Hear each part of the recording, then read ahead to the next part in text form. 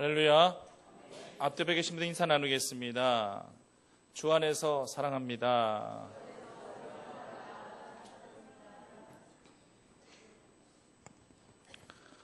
아르헨티나의 후안 카를로스 목사님의 설교에서 읽은 이야기를 하나 소개하겠습니다. 아르헨티나에 한 여인이 살고 있었는데 이 여인은 욕심이 너무나도 많은 여인이었어요. 다른 이웃집에서 좋은 걸 갖고 있으면은 그보다 더 좋은 것을 사지 않으면 못 견디는 그런 사람이에요. 그래서 누군가가 좋은 걸 샀다, 비싼 걸 샀다 싶으면은 모든 돈을 다 줘서라도 그것을 삽니다. 그러다 보니까 이제 자기 집까지 저당 잡혀야 될 만큼 많은 빚을 지게 되었어요. 어느 날 이웃집에서 비싼 텔레비전을 구입하고 지붕 위에 안테나를 설치하는 것을 보았습니다. 그래서 주변에 그 이웃들도 모두 다 지붕 위에 안테나를 설치하기 시작했어요. 지붕 위에 안테나를 설치했다고 하는 것은 이제 비싼 텔레비전을 다 구입했다는 이야기입니다. 이 여인도 가만히 있을 수 없죠. 당장 사자고 남편에게 쪼릅니다. 그래서 남편은 당신 때문에 이렇게 빚이 산더미가 되었는데 그 빚을 갚기 전에 이제는 아무것도 살 수 없어. 딱 잘라 말해버립니다. 그래도 그녀는 자신의 욕망을 주체할 수가 없었어요. 그래서 그녀는 대리점으로 가서 안테나만 사서 지붕 위에 설치했답니다.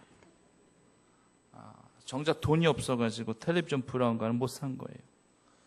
텔레비전 본체는 없었지만 지붕 위에 안테나만 꽂혀 있어도 그녀의 마음이 좀 가라앉더래요. 왜냐하면은 남들이 보면은 그녀가 텔레비전을 갖고 있는 것으로 생각할 테니까 그것으로 위안을 삼는 겁니다.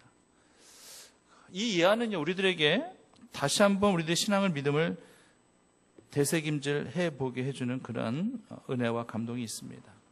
혹시 나도 사람들만 의식하고 살아가는 안테나 교회는 아닌가 한번 생각해 보자는 것입니다. 안테나는 밖에서 볼 수 있는 거죠. 지붕 위에 달렸기 때문에 그 누구라도 그 지붕 위의 안테나를 볼 수가 있어요. 하지만 그 집 안에 텔레비전이 있는지 없는지는 그 집 안에 들어가 봐야 할 수 있는 것이지 밖에서는 안 보이는 거예요. 남들은 지붕 위에 설치되어 있는 안테나를 밖에서 보고 텔레비전이 있을 거라고 생각합니다. 하지만 정작 있어야 할 텔레비전은 없고 남에게 보이기 위한 안테나만 설치하고 살아가고 있는 그러한 안테나 교회는 아닌가 생각해 보자는 것입니다. 불신자들이 밖에서 나를 바라볼 때에 나는 분명히 교회도 다니고 직분도 있고 나는 밥 먹기 전에 기도도 하고 먹고 그렇게 살아가고 있는 모습 보면 그들은 나의 이 안테나를 보고 있는 거죠. 하지만 과연 주님과의 전파가 직접 전달되는 성령이라는 이 텔레비전의 본체, 이 본질을 내가 지금 갖고 살아가느냐를 한번 생각해 보자는 것입니다. 본질은 갖고 있지 아니하면서도 그저 외적으로 보이는 거칠의 안테나를 가지고 내가 마치 독실한 크리스찬이냐 그렇게 안주하며 생각하며 살아가고 있지는 아니한가. 지금 우리 주변에도요, 이처럼 안테나만 세워놓고 살아가는 신자들이 굉장히 많이 있는데 본인은 변화되어 성령 충만한 삶을 살려 하지도 않으면서도 성령 충만한 것처럼 흉내만 내려는 그리스도인들이 굉장히 많은 이때에 우리 충북교회 교인들은 한 분도 이런 분들이 계시지 않기만을 간절히 바랍니다. 오늘 본문의 말씀은요, 70명의 제자들을 전도 파송 보내신 후에 그들의 고백과 체험을 듣고 예수님께서 하신 말씀이에요. 이 말씀을 통해서 우리가 분명히 깨달아야 될 두 가지 진리가 있습니다. 첫째는요, 성령을 받아야 한다라고 하는 것입니다. 우리가 권능을 받고 주님의 증인된 삶을 살기 위해서 전제 조건인데 그것은 오직 성령을 받아야지만 가능하다는 얘기입니다. 성령을 받게 되면 그때부터는 성령의 지배를 받게 되는 거죠. 우리 인간은 본성적으로 다 자유한 영혼이 되기를 원해요. 누군가의 간섭을 받고 더군다나 누군가의 지배를 받는다는 거 그거 참 견뎌하기 힘들어합니다. 우리 민족도 일제히 36년의 식민지 생활을 했습니다만 이스라엘 백성들도 참 오랜 생활을 식민지 생활을 했어요. 노예 생활을 했습니다. 포로 생활을 했습니다. 430년이라는 짧지 않은 그런 애굽의 노예 생활을 했었습니다. 그리고 70년이라는 그런 바벨론의 포로 생활까지도 그들은 했었습니다. 이때 당시 그들의 바램과 염원과 소망이라는 것이 뭐가 있었겠어요? 하루속히 자유의 몸이 되기를, 하루속히 해방의 민족이 되기를 그들은 간절히 바라고 소망했을 것입니다. 하지만 자유의 몸이 되어지고 해방의 민족이 되었단다 할지라도 우리 인간은 필히 무엇인가에 또 간섭을 받게 되어지고 무엇인가에 지배를 받게 되어져 있어요. 단언코 말씀드리지만 한 사람의 예외도 없습니다. 어떤 사람은 이렇게 이야기하는지도 몰라요. 나는 하나님도 안 믿고 다른 어떤 신도 안 믿고 나는 무신론자인데 그 누구도 나를 지배할 것은 아무것도 없다. 그 누구도 나를 간섭할 수 없다. 이런 식으로 이야기하는 그러한 사람이 있을 수도 있어요. 하지만 틀렸습니다. 그 사람이 이미 자신에게 지배를 받고 있는 거예요. 이런 사람은요, 필히 물질에 의해서 지배를 받게 될 것이며 또 자기 생각과 자기 신념에 사로잡히며 그렇게 살아가게 될 것입니다. 이건 곧 사탄의 지배를 받는 것과 동일한 거예요. 사탄은요, 아예 노골적으로 너 나의 지배를 받아야 돼, 이런 식으로 접근하지 않습니다. 단지 하나님만 믿지 말라는 얘기예요. 하나님 믿지 말고 차라리 네 자신을 믿으라고 하는 것입니다. 네 생각만이 옳고 합당하니 네 생각대로 네 신념대로 살아가면 된다라고 그렇게 유혹하고 미혹하는 것이 바로 사탄이에요. 이 세상을 결코 흑백 논리로 결코 모든 것들을 다 대변할 수는 없겠죠. 하지만 신앙은요, 명백합니다. 양자의 논리예요. 천국이냐 지옥이냐, 구원이냐 멸망이냐, 성령의 사람이냐 사탄의 사람이냐, 이 둘 중 하나입니다. 그것은 다른 것은 있을 수가 없어요. 다른 것을 만들려 하는 것조차도 이것은 사탄의 전략이에요. 다시 한번 말씀드리지만 사탄은 노골적으로 내 종이 돼야 된다 이렇게 말하지 않습니다. 사탄은 강제적으로 나의 지배를 받고 살라고 우리에게 그렇게 접근하지 않습니다. 사탄은 단지 하나님의 영을 소유하지 못하도록 하는 것이 저들의 목적이에요. 성령님의 지배를 받지 못하도록 하는 것이 목적입니다. 그러니 대놓고 나를 섬겨라 이렇게 말하지 아니하고 하나님만 믿지 말라, 믿지 않게끔 자기 자신을 믿고 신뢰하게끔 그렇게 만들어가는 거예요. 너도 충분히 할 수 있으니까 너 자신을 믿어라, 네 신념을 믿고 네 주관을 믿어라, 이런 식으로 접근하는 거예요. 결국 이 모든 것은요, 사탄의 지배를 받게 되는 시초가 되는 거예요. 다 이렇게 시작이 되어지는 것입니다. 사탄이 처음 40일 금식 기도를 마치신 그 예수님을 시험할 때에 어떻게 시험한 줄 아십니까? 넌 절대 안 돼, 넌 그거 절대 할 수 없어, 이런 식으로 접근한 줄 아십니까? 이렇게 말한 거 아니에요.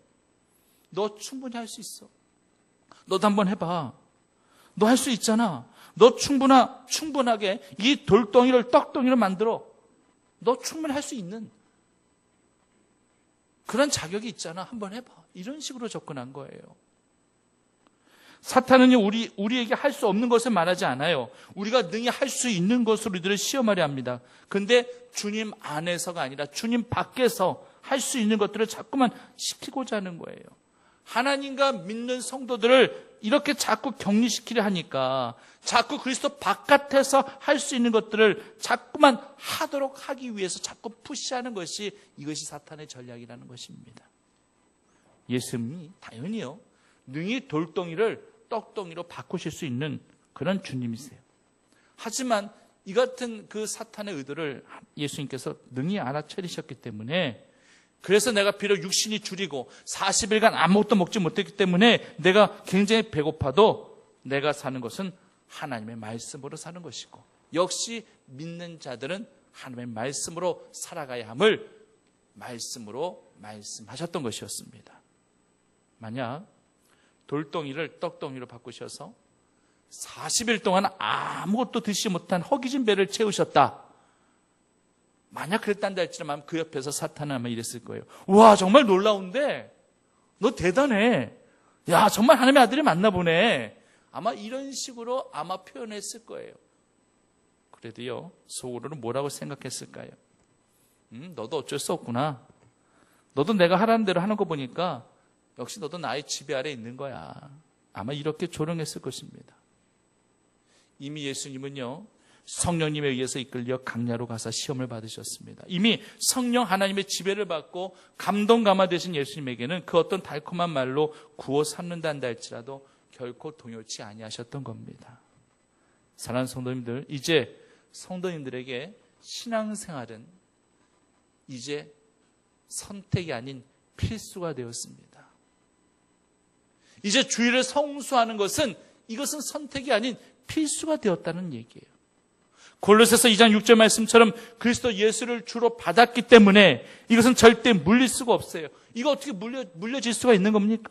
하나님도 우리에게 예수 그리스도를 우리 죄를 속죄하기 위한 구원주로 우리에게 허락해 주셨는데 이거 다시 도로 빼앗아 가져가시는 분은 아니라는 얘기예요. 하나님께서 우리에게 내리시는 축복이야. 주셨다가 하나님께서 도로 빼앗아 가실 수도 있어요. 우리가 마음에 안 들면 주시려고 작정하셨단다 할지라도 당장 빼앗아 다시 되돌릴 수 있는 분은 하나님이십니다. 하지만 예수님은 그렇지 않아요. 우리에게 주로 허락하신 예수님을 도로 빼앗아 가진 아니하십니다. 독생자 아들을 십자가에 죽게 하시게끔 그만큼 우리를 아끼시고 우리를 구원하려 하시게 하나님의 뜻이 있었었는데 우리에게 주신 예수님을 우리에게서 결단코 빼앗아 가시는 분은 아닙니다. 우리가 그 예수님을 차버리면 몰라도 하나님 우리를 차버리시는 경우는 구약시대의 사울왕을 제하고는 없어요. 그러므로 이제 우리는요 사도 바울의 고백처럼 사나 죽으나 주님을 위해 살고 주님을 위해서라면 또 죽을 수 있는 성령의 자녀가 된 것임을 믿으셔야 할 것입니다. 이 같은 믿음과 확신 속에서 신앙생활을 하셔야 될 거예요. 그렇다면요 우리는 철저히 내 심령과 내 주관의 노예가 되어서는 절대 안 됩니다. 우리 모두는 성령님의 지배를 받고 살아가야 됩니다. 성령님의 지배를 받고 살아가는 사람이 육신적으로 보았을 때는 전혀 즐겁지가 않아요.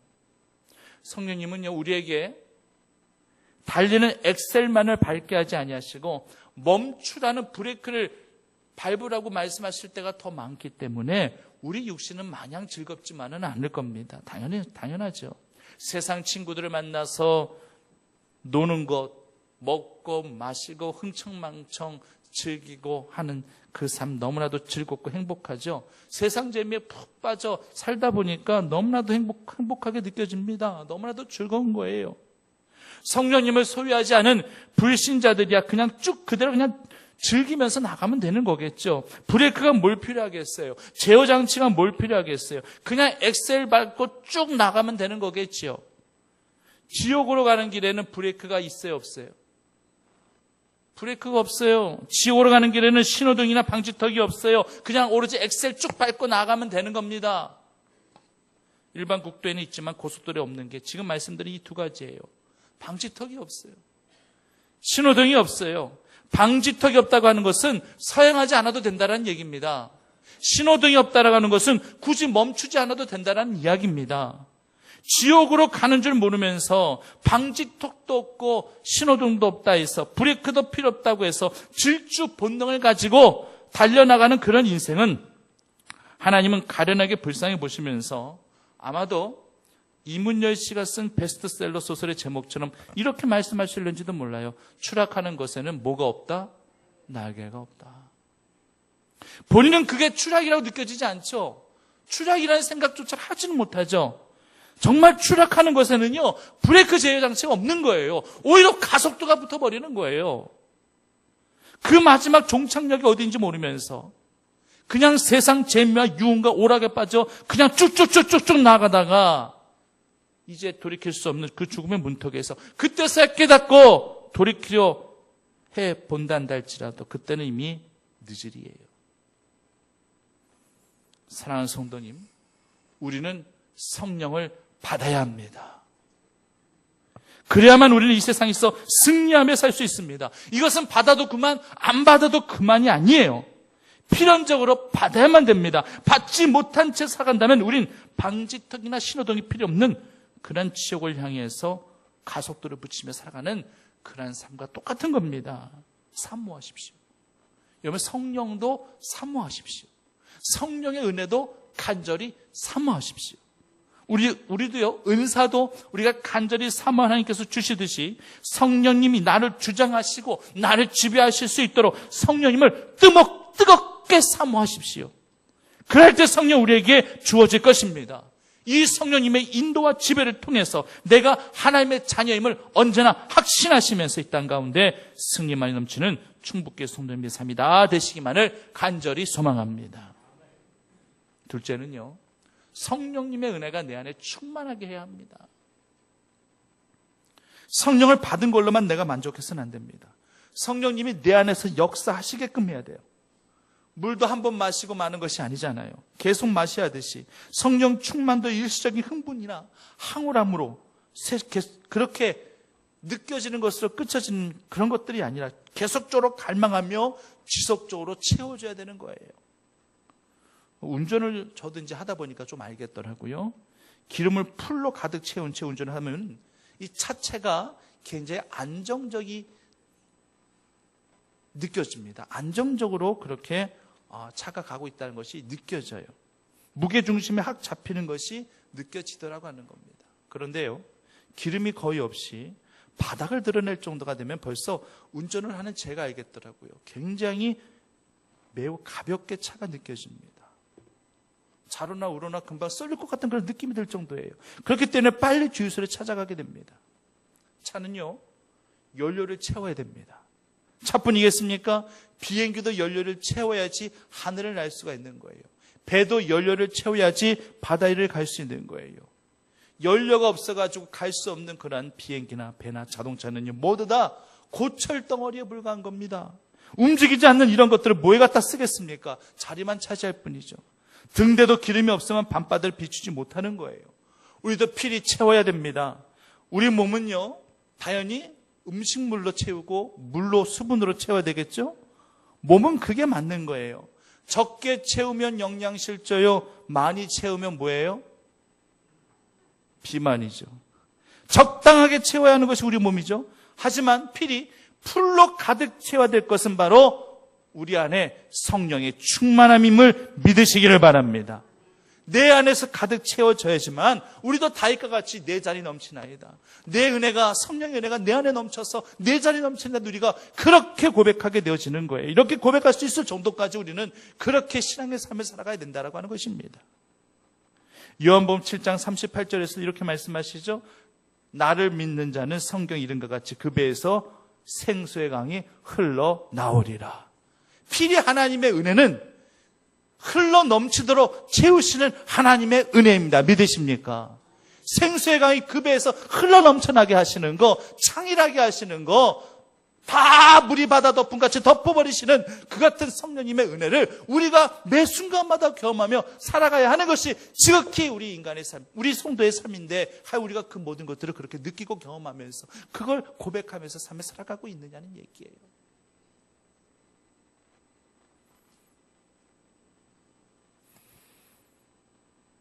성령의 은혜는 차고 넘쳐 흘러나오게 해야 합니다. 이건 절대 가리울 필요가 없어요. 이건 굳이 막아야 필요가 없습니다. 내 안에 성령이 충만하고 성령이 막 감동 같은 이 넘쳐나는 이것은요, 가리울 수가 없어요. 그래서 그 영혼만 보면은, 그 사람의 표정만 보면은, 그 사람의 믿음과 행동이 그냥 겉으로 드러나는 그 모든 것만 본다 한다 할지라도 저는 정말 성령 충만하신 분인가 하는 것을 느끼고 확인하게 됩니다. 정말 어떤 일에 기쁘면은요, 웃음을 숨길 수가 없어요. 정말 기쁘면은요, 그러잖아요. 어떤 분이 막 기뻐서 막 즐거워하는 모습, 그냥 얼굴 표정이 자연스럽게 미소가 보여지고 웃는 모습으로, 야, 무슨 좋은 일 있으세요? 너무 좋은 일 있어 보이시나 봐요. 얼굴 표정에서, 몸짓에서 그렇게 막 느껴져요. 이렇게 표현하는 것이 그렇게 당연한 거예요. 그런데 좋은 일 있으면서도 그 기쁨을 감추고 숨기운다? 오히려 남이 볼 때는요, 그 사람이 더 이중적으로 비춰질 수 있어요. 아니, 오히려 더, 저 사람 참 무서운 사람이네. 야, 그렇게 기쁘고 즐거운 일이 있었는데도 그렇게 표정에 변화가 없었었어. 야, 정말 저 사람은 정말 무서운 사람이다. 오히려 그런 식으로 아마 각인이 되어질 겁니다. 기쁠 땐 기쁨을 표현하는 것이 지극히 당연한 거죠. 본문에 70명의 그런 제자들도요, 기쁨을 숨기지 않았어요. 어떤 기쁨? 육신의 기쁨이 아니라, 와, 예수님께서 둘씩 짝을 져가지고 전도하기 위해서 파송을 보내셨는데, 근데 그들이 정말 예수님의 이름을 부르고 또 전도하기 위해서 나갔더만 귀신들도 자신들에게 항복하는 그런 모습을 보고 기뻐하여 돌아와서 지금 예수님께 보고하고 있는 그런 오늘 본문의 말씀이 언급되어 있습니다.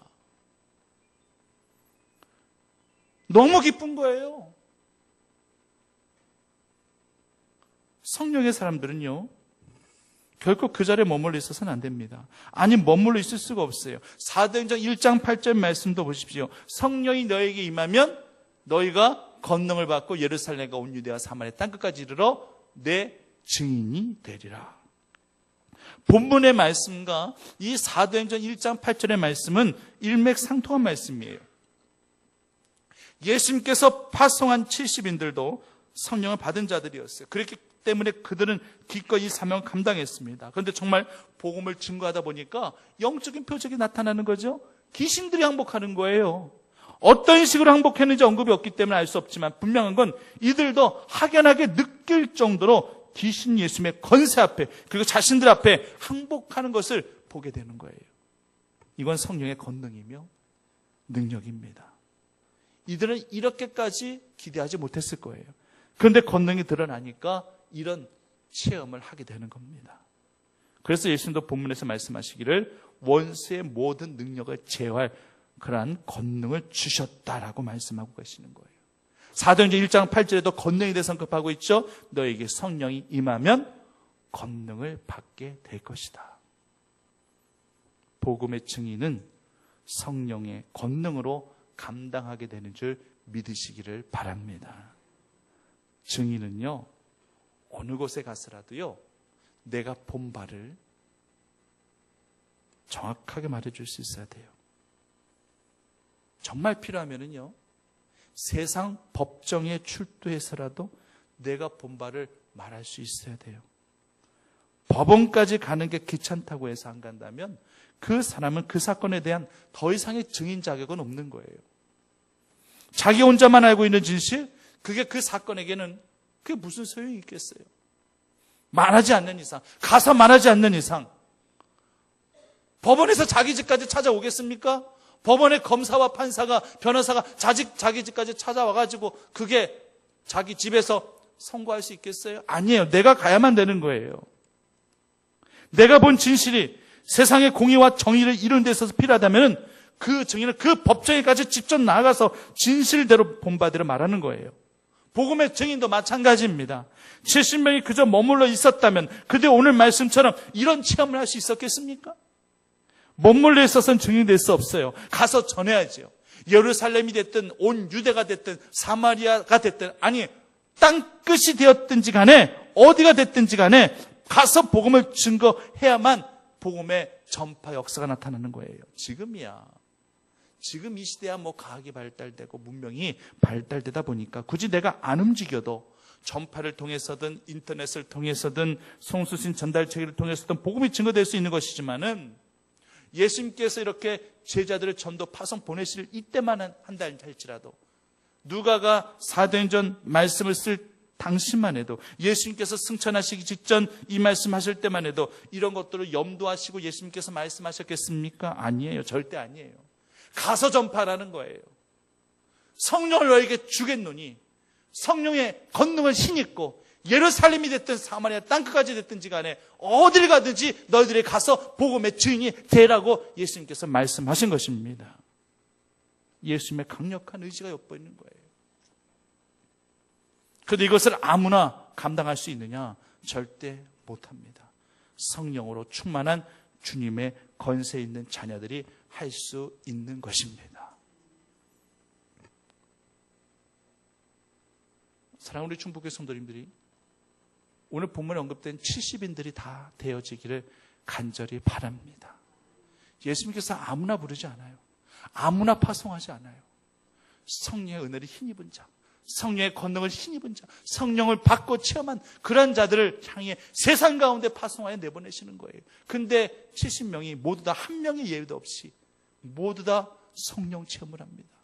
예수의 이름을 불렀더니만 예수의 이름 앞에 귀신들이 두려워 벌벌 떠는, 귀신이 완전히 주님의 말씀 앞에, 주님의 권세 앞에, 그 이름 앞에 모두 다 항복하는 그 놀라운 경험을 70명이 모두 다 하는 거예요. 한 명의 예외도 없이 다 하는 거예요. 마치 오순절 마갈 다락방에 120명의 그 제자들이 모두 한 명의 예외도 없이 성령 체험을 했던 것과 마찬가지로 70명이 모두 다 이런 체험을 했어요. 우리 충북교회 온 교우들이 모두 다 이런 체험을 할 수 있는 놀라운 기적 같은 역사가 일어나기를 간절히 바랍니다. 그래서 정말 우리가 어떤 상황에서 나는 성령의 사람이요, 나는 이 같은 은혜를 경험하고 체험한 하나님의 사람이요, 나는 복음의 증인이요, 이렇게 모두 다 외치고 고백할 수 있는 주의 성도들 다 되시기만을 간절히 소망합니다. 임금이 암행어사를 파송할 때 임금의 권세를 대신 부여하고 보내는 거겠죠.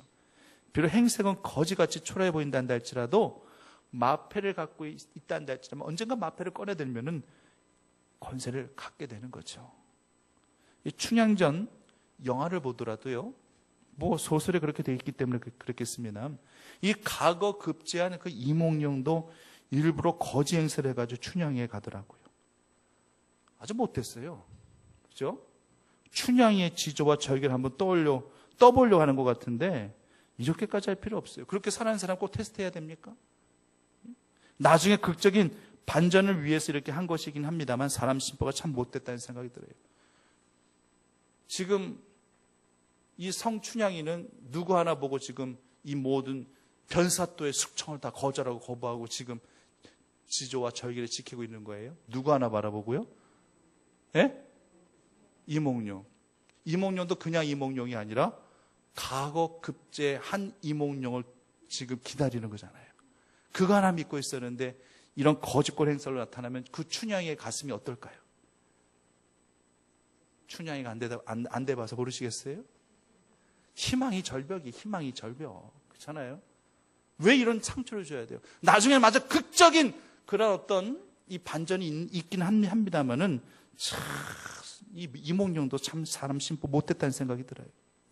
주님께서는요, 우리를 파송하실 때에 이런 표적과 이런 권세를 약속하셨어요. 암행어사의 마패보다도 더 비교할 수 없는 능력과 표적과 권세를 약속하셨어요. 우리 모두 다 자막을 통해서 마가복음 16장 17절에서 18절 말씀 같이 함께 읽겠습니다. 시작.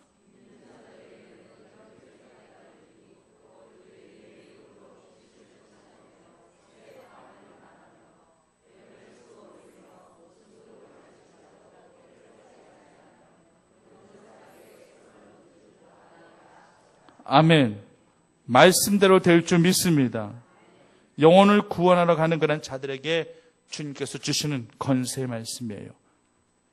이 권세를 우리가 암행어사의 마패와 바꾸겠습니까? 천부당 만부당 말이죠. 있을 수 없는 일이죠. 필릭 브루스 목사는요, 청교대 후손으로 많은 이들에게 많은 영성과 감동을 준 목사예요. 희귀난치병이 걸려가지고 임종을 눈앞에 두었어요.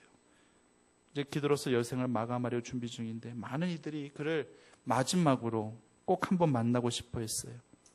그런데 브루스 목사는 모든 성도들의 방문을 다 불허합니다.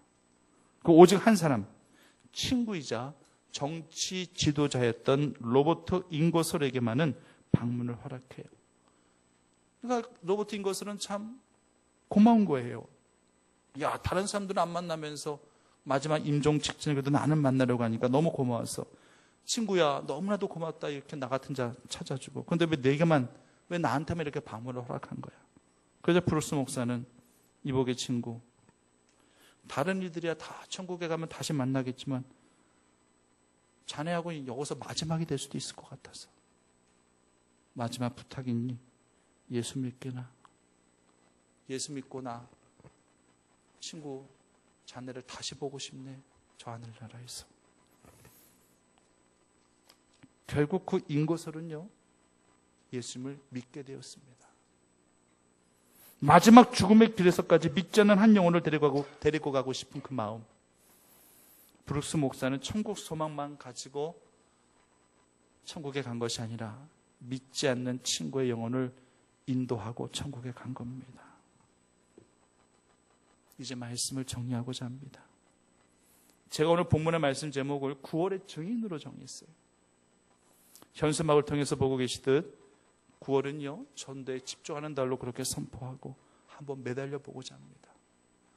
다시 한번 거듭 강조하지만 오늘 본문의 70인들이, 우리 충북교회 온 교우들이 여기에 다 속해 있으시기를 간절히 바랍니다. 우리 능력 갖고 하는 거 아니잖아요. 70인들이 자신들의 능력 갖고 귀신들이 들어오 벌벌 떠는 것을 경험하고 체험했겠습니까? 아니에요. 그들은 그저 성령의 인치심 받은 바 주님의 말씀 따라 그 말씀의 그 능력과 권세를 가지고 주님의 이름 갖고 나아갔었을 때 이 같은 놀라운 은혜와 경험들을 체험들을 하게 되었던 것과 마찬가지로 우리 삶 가운데 속에서도 복음의 증인으로 붙들려서 우리가 이런 경험들을 체험들을 하며 살아간다 할지라면은 아마 여러분들 삶 자체가 달라질 거예요. 정말로 역동적인 삶으로, 정말로 감사 기쁨이 넘치는 삶으로, 이렇게 복음의 증인된 삶으로 한 영혼을 구원하며 이렇게 정말 주님 앞에 영광 올려드리는 삶이 이같이 행복할 줄이야. 내가 이제는 알지 못했다. 이 그 기쁨 때문에 그 기쁨을, 그 감동을 정말로 표현하지 못해서 어쩔 줄 몰라 할 만큼 그 같은 은혜들을 하나님께서 성도님에게 허락하여 주실 것입니다. 우리는 절대로요, 본질과 본체를 갖지 못한 안테나 교인 같은 그러한 교인이 되어서는 안 됩니다. 다시 한번 신앙의 리모델링을 통해서 내가 성령을 받은 하나님의 사람인지 다시 한번 나를 검증하고 새롭게 기름 부음 받은 인생으로 나를 변화시켜 주의 복음 사역에 앞장설 수 있는 구원의 증인들이 다 되시기를 간절히 바랍니다. 우리에게 분명한 능력과 권세와 그 모든 것들이 다 주어졌음을 확신하시고 힘있게 주의 삶을 감당하실 수 있는 깨어있는 주의 자녀들이 다 되시기만을 간절히 축원합니다. 사역사하신 아버지 하나님, 9월의 증인으로 살게 하여 주시옵소서. 성령을 받아야 됩니다. 받은 바 성령 내 안에 감동으로 충만할 수 있도록 성령 충만의 은혜로 덧입혀져야 될 것입니다. 그런 자들이 복음의 증인으로 더욱더 귀하게 쓰임받을 수 있사오니 오늘 70인들이 기뻐하여 영적인 경험과 체험들을 했듯이 우리 모두도 그런 경험들과 체험들을 통해서 하나님 나라 확장에 더욱더 귀하게 쓰임받는 축복의 우리 충북교회 교우들이 다 되어줄 수 있도록 인도하여 주시옵소서. 예수님의 이름으로 기도드립니다.